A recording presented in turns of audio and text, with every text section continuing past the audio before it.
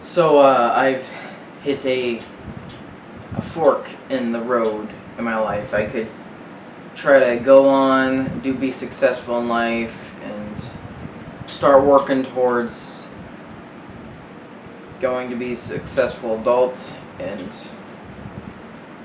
be worthful, or I could play a video game about a monkey in a hamster ball. Now, I think I made the right choice, and you know where this joke is going. Yeah, I chose the monkey. Okay, so I ordered it off eBay. It should be here in about a week, so I just have to wait till then, and you know. Yeah, so they delayed it a day, each day for a week. But now it's here! I just gotta open it, and then pop it in, and... Ah, frick. Okay, well, I was scammed, but I ordered a higher priced disc only, so hopefully it works. Yeah, so after inspecting this disc, it seems like he ate a condiment sandwich with a knife using this as the plate. Okay, it arrived. This is actually the broken one. I put the real one inside the case. Monkey Ball was released as an arcade cabinet in February of 2001. It was created and developed by Amusement Vision and owned and distributed by Sega. It later got a souped-up, more finalized version for the Nintendo GameCube under the title Super Monkey Ball. Now, some could argue that this is just a better re-release. But then why would I put that on there, huh? Yeah, that's on there.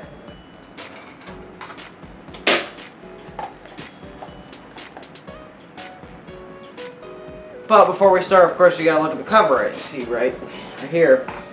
We got crappy 3D models, the logo. Turn to the back, it's got all the stuff included. And then we got I on crack. Hold on, I want to read this real quick. Hey, party animals! Call your friends and warn your neighbors. It's time to have a ball. Go bananas with 90+ stages, multiplayer madness, and 7 cool ways to play. Equal parts party and game. Super Monkey Ball could be the most well-rounded game you've ever played.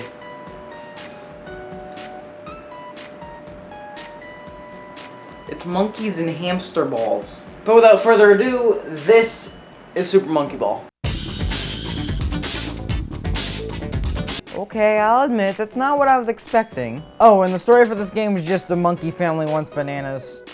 And there's some fat, creepy guy, too, named Gon. So we got 2 sections for party games and mini games, and then we got main game, which is, of course, the original arcade game, and then some. The fact that this was an arcade game really makes sense when you look at the difficulty progression. We have 10 stages for beginner, 30 stages for advanced, and 50 stages for expert. So starting off beginner of main game, you're greeted with...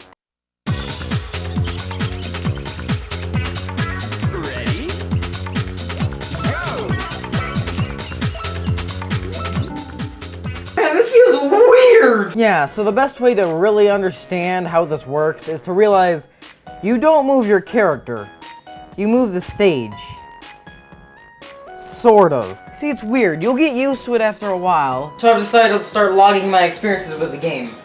And I'm surprised how often you can keep getting better at this game. There are some games where you get used to it, you figure out how to do it, but you never really get better. This is one of those games where if you practice, you get better and better, and I think that's really cool. I just don't know how they did it. Alright, so it took a while to get used to the controls, but after I did, beginner was really easy. I even got the extra stages. But now I'm going to go on to advanced.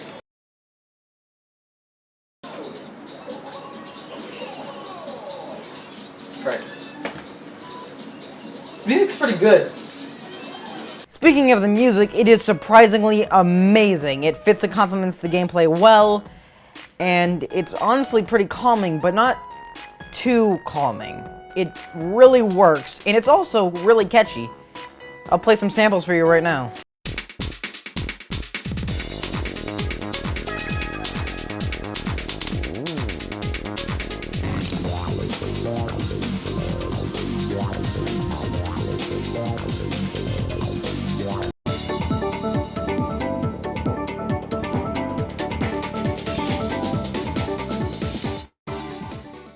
Okay, I've tried a couple times for advanced. I was able to get really good at getting to the goal that takes you to floor 10. Gosh dang it, Okay guys, it's starting to ramp up in difficulty. Advanced is pretty advanced. Don't die. Please! So there's this swirly one here. The momentum's a little weird. You gotta keep going around.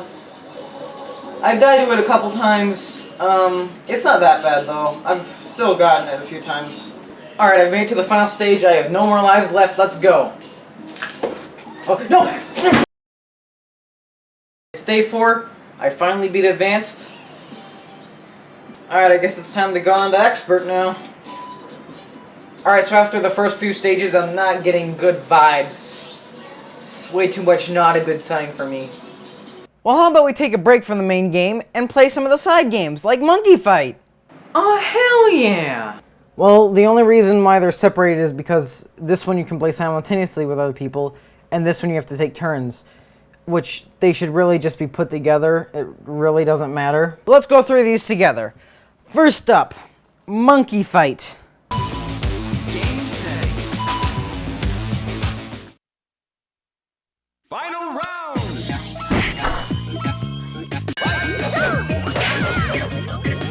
What is this? Who made this? It's boring. Monkey Target. Now this one is supposedly the best out of all the mini-games. Keep telling yourself that. Next up we have Monkey Race. It's about what you'd expect. It's a little disorienting because the physics aren't the same as they are in main game.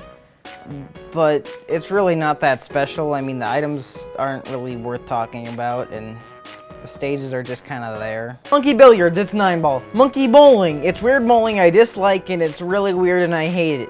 Monkey Golf, besides the fact that the power meter's a little weird and I don't really understand it, it's fine enough. So that's all the mini games and party games, and really I think my favorite's just Monkey Billiards because it's 9-ball, and I like 9-ball. But back to main game. I hate expert floor 4. It's terrible! This is getting way too hard for me, guys. Day 5, still an expert 4. Well, in terms of main game multiplayer, there is normal mode, which you can take turns, and then there's competitive mode, where you can play split screen at the same time and go against each other. Let's try that. Alright, so I guess I'm playing as 2 different characters with 2 different joysticks at once. Wow! About time we do this. The GameCube has Rumble? I've just been using the wireless all this time. It doesn't have Rumble. This is amazing. It's actually pretty fun, but then again, it's main game, and even though main game is ungodly difficult, it's still fun. Oh yeah, and the difficulty! Do I even have to say anything? I think I've made it clear, it's way too hard. Help! Oh, and if you want to go all the way, there are extra stages for beginner, advanced, and expert. To get beginner and advanced extra, you have to go through them without dying. And to get expert extra, you have to go through it without losing a continue. But hey, we're not done! There's master! There's master level! And to get that, you have to go through expert and expert extra without losing a single continue. And your chances of getting through master are just non-existent at this point. So... Yeah. Alright, I beat floor 4. Alright, I made it past floor 7. It was pretty difficult. In fact, I got there when there was 0 seconds left on the clock. But it was okay. Alright, so floor 9's really not that bad. After floor 4, I've gotten used to the skinny platform shtick. So, I should be good. Alright, I made it past floor 12. Was anyone supposed to play this game without using a continue? I don't think that's possible. Alright, I'm just going to remind you how lives and continues work.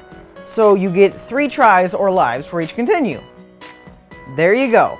That's all you need to know to realize how hard it is to get extra and master stages. Day 6. Let's keep going. Okay, it's day 14. I just beat it. I just beat it. I beat expert. Alright, if you expect me to go to master, no. Yeah, so now I just keep the dirty, broken, unusable copy up there in the archival spot. I don't really know what to do with it, but if I was foolish enough to fall for buying it, maybe someone